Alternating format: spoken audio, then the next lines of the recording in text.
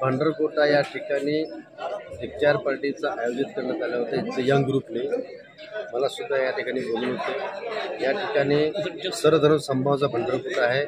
दरवर्षी सर्व धर्माच्या लोकांनी एकत्र येऊन रमजानचा इफ्तार दिन साजरा करतात। अजून ह्या ठिकाणी वैशिष्ट्य आहे भांडरकोट्याचा, इथं दोन देवस्थान आहेत। दोन्ही देवस्थान एक मुस्लिम आणि एक पीर पाशिक या दोन्ही देवस्थानचा दोन्ही धर्माचे लोक मिळून अतिशय उत्सवाने साजरा करतात। हे मला खरंच महाराष्ट्रामध्ये एक असं एक आगळा वेगळा गाव आहे भांडरकोटा। एकात्मताचा प्रतीक म्हणले तर भांडरकोटा वाद नाही। आज मी गुढीपाडव्याच्या नूतन वर्षाच्या सर्व हिंदू बांधवांना मुस्लिम बांधवांना मनापासून शुभेच्छा देतो। रमजानचा पवित्र महिना आहे, त्याच्यासुद्धा मी रमजानच्या शुभेच्छा देतो। या कार्यक्रमाला आमचे भीमाशंकर सरपंच साहेब, अजून पोलीस पाटील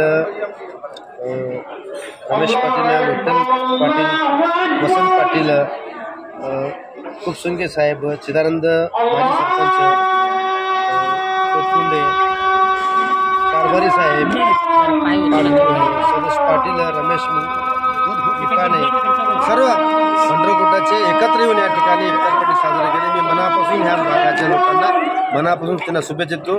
खास करून गुढीपाडवा शुभेच्छा देतो, अजून दुसरे रमजान शुभेच्छा देतो की या ठिकाणी सर्व धर्म समभाव कुठं बघायला मिळतं तर भांडरकोटाला मिळतं। त्यासाठी मी समाधान आहे। या ठिकाणी मला बोलवले, सर्व लोक आले, इफ्तार पार्टी केली, यासाठी सर्वांचा मी आभार व्यक्त करतो।